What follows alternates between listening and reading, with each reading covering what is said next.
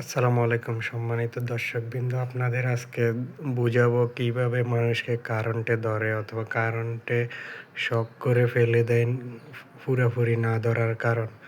আপনারা দেখুন, আমি একটা টেস্টার দিয়ে দেখুন কারেন্টে ফেজ লাইনে ধরলাম, টেস্টারটা অনেক জ্বলছে।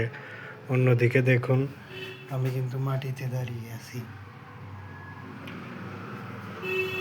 এখন টেস্টারটি পুরোপুরি জ্বলছে, কিন্তু এখন এই দেখুন চেয়ার, আমি এখন চেয়ারে দাঁড়াবো। চেয়ারে দাঁড়াইলে টেস্টারটি কীরকম জ্বলে দেখুন। টেস্টারটি একবারে অল্প জ্বলছে, এই দেখুন। কারণ হলো এখন আমি চেয়ারে দাঁড়িয়ে আছি, মাটির সাথে আমার কোনো স্পর্শ নেই।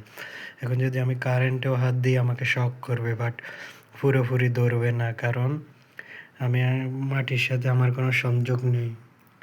আমার পুরো সার্কিটটি পূরণ হচ্ছে না এই কারণে।